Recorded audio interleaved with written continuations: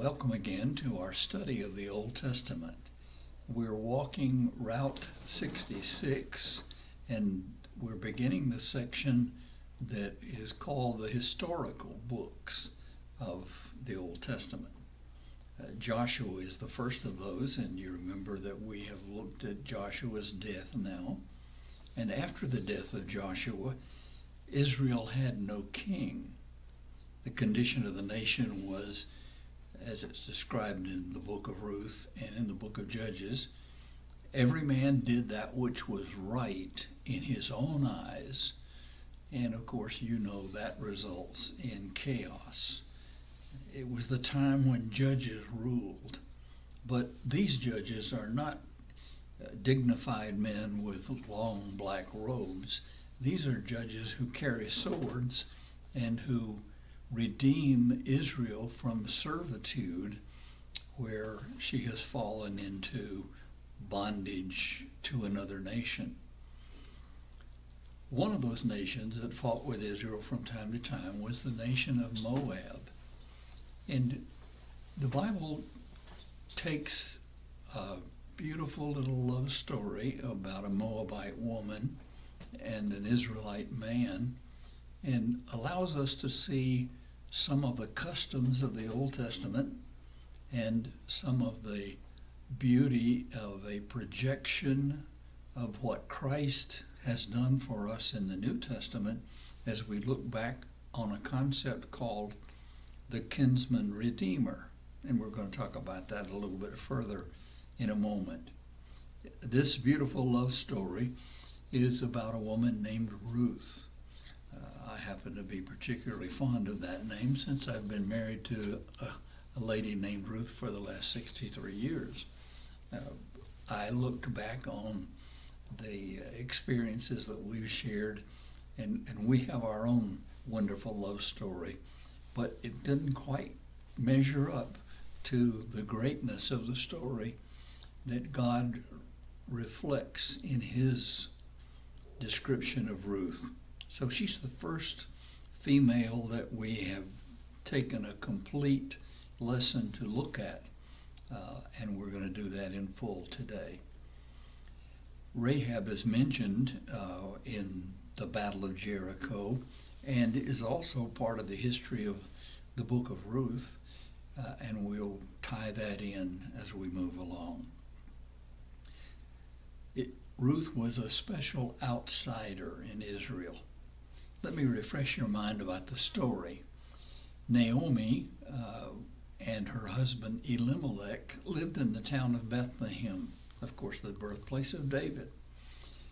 A great famine arose in the land of Israel, and Naomi and Elimelech moved to Moab because there was food there. When they were there, their two sons, Mahlon and Chilion, married two Moabite women, Orpah and Ruth.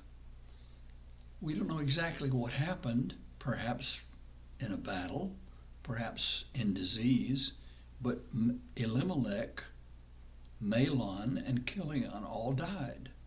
That left this widow, Naomi, and her two daughters-in-law to fend for themselves. Widowhood was not an easy condition for living in any of the Middle East nations. Moab, you'll remember, is the land east of Judah across the Dead Sea. And like the Edomites, they had refused to let Israel march through their land to come to the Promised Land. So there was a bitterness between Israel and Moab that existed even way beyond the time of Ruth. When Elimelech, Mahlon, and Chilion all died, Naomi decided it was time to return to Bethlehem. By that time, the famine had subsided in Israel, and Naomi said, I'm going to return to my homeland, to my people, to the place I'm familiar with, perhaps as the kind of thing we think about when we get ready to retire. Let's move closer to the children, or let's move closer to what we know before we move to our new home or our new place of residence.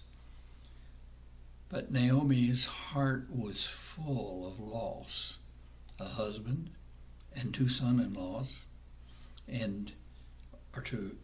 two sons, I should say. And when she started to think about returning to Bethlehem, she said, "Don't call me Naomi anymore. Call me Mara." And Mara in the Hebrew tongue means bitter. So when she approaches the idea of returning to Bethlehem, she's returning not with a glorious set of acquaintances to get to know again, but she's returning with sadness in her heart, and she's returning with a bitter experience to recall. Orpah finally decides that she's going to stay in Moab, but Ruth has learned to love Naomi and Naomi's God. And so she says in the key verse of the book of Ruth, "Don't ask me to leave you. I want to go with you. Your people will be my people." And then this key phrase, "Your God will be my God." And so, though she's tried to dissuade her, Naomi returns to Bethlehem, and Ruth comes along with her. So there's a dislocation of this widow and her daughter-in-law, and they arrive again at Bethlehem. The women of Bethlehem say, "Who is this? This is certainly not Naomi. We remember her as being so vibrant." And she says to them, "Don't call me Naomi anymore. Call me bitter." And so she has a new reputation as she comes back to Bethlehem. But arriving at home, she gets a new surge of hope in her life. And she teaches Ruth about the customs for widows and for foreigners in the land of Bethlehem. One of those customs was when they gleaned the fields, they would glean the middle areas and leave the sides alone so that the poor and the foreigners could go along in the sides of the gleaning and take up wheat or whatever the crop was, and would use that then to feed themselves and their families. Ruth became one of those foreigners who stayed in the field of Boaz, and allowed her to glean with the other women who were there. Naomi's faith is weakened by her bitter loss of husband and sons, and she's ready now to look ahead and see what Ruth can do to help her establish a new life. And Ruth is enthusiastic about following her mother-in-law's instructions and her faith. So as she resettles Naomi and Ruth in this new land, she has to learn new customs. And one of those customs was to be a foreigner gleaning in the field. Another, as Naomi would teach her, was to look for a near relative who would be one who would be responsible for raising up children in the name of Elimelech and Mahlon and Chilion. Boaz, it turns out, is that man. Ruth has gleaned in his field, and according to the custom, Naomi chose her how to introduce herself to Boaz, and he follows the customs by saying, "I'm not the nearest relative." He's treating her properly. But he says, "I'm going to go to the city and I will approach the nearer kinsman who can redeem you." Interestingly, the prostitute Rahab, who was part of the salvation experience for her and her family when Jericho fell, was the mother of Boaz. So Boaz and Ruth, later in the story, are named as the grandparents of David, the greatest king in Israel. God has a way of redeeming things in his own way and in his own style. Maybe you're one of those people who's felt, my life is unredeemable. God can't use me. Look what I've done. Look what my past looks like. But the book of Ruth reminds us it doesn't matter where you come from. What matters is where you end up. And that becomes the lesson of this beautiful story. Eventually, Ruth's life is one of decision. She has made the decision to follow Naomi's God. She's rested on the behavior that says, I'm going to change and do what's required of me in this new nation. And then she says, when Naomi tells me this is the action I should take, she's going to follow it. And then she waits. And then comes the beautiful part of the story when her faith is rewarded and Boaz takes her to be his wife and redeems Naomi's property as well. There are three customs that are mentioned in the book of Ruth and in Ruth's life, and I would just touch on those for a moment. One is the custom of levirate marriage. In the Old Testament, when a brother died, it was the responsibility of his brother to marry the widow of his brother and to raise children in the name of his brother who had died. It was the levirate marriage custom. And so when Boaz thought about marrying Ruth, he said, I'll do that, but there's somebody that is closer than I am.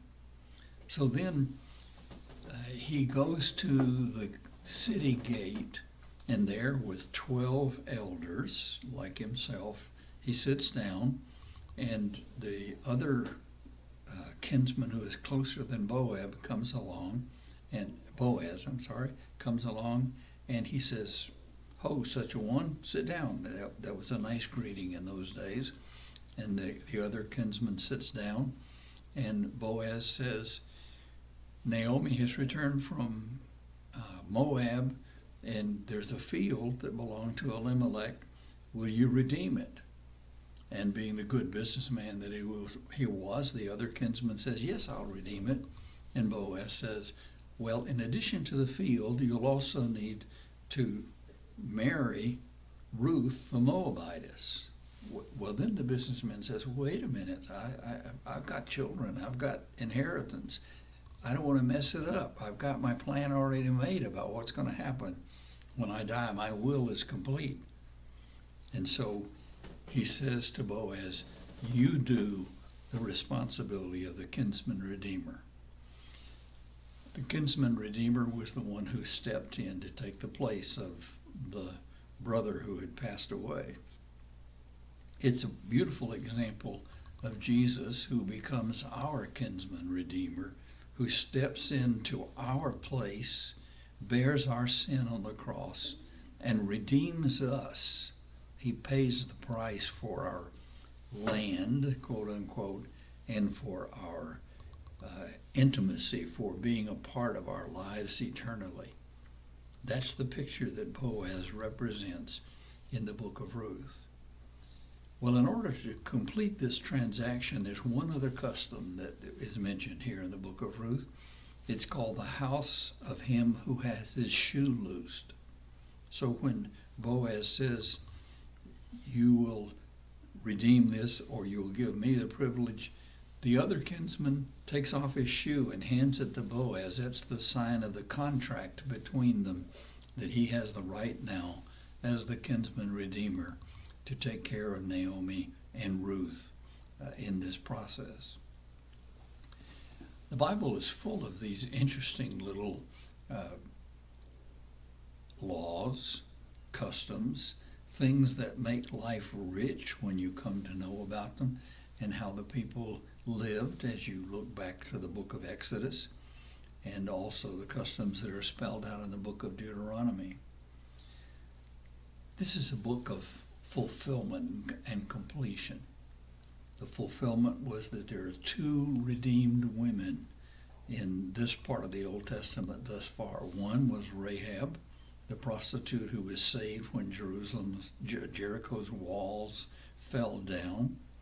And she becomes, after her marriage to an Israeli, she becomes the mother of Boaz. And then Ruth, who is eventually married to Boaz, becomes the Moabitess, who is the grandmother of the great king of Israel, King David. So let's talk about the lesson for the book of Ruth and from Ruth's life. Here it is. If you want to be like Ruth and you want to be blessed of God, you want to follow God's plan for your life, remember, it's not the past that's important. It's your present and your future that counts. It doesn't really matter where you came from with God. What matters is where you end up with Him. How's your life going now? Is it a life that you look back and say, I wish I hadn't? God can take that life and, like Ruth, transform it into a wonderful future and be part of the blessing of the life of the greatest king in the life of Israel. God wants to do great things in your life. When you read the Bible and you read the story of a woman like Ruth, remember, you're in God's plan. And when you're in God's plan, He's going to take your life and use it for His glory and allow you to be blessed in the process. Well, take that lesson, apply it to your life. Read the book of Ruth. It's a wonderful story. God bless you.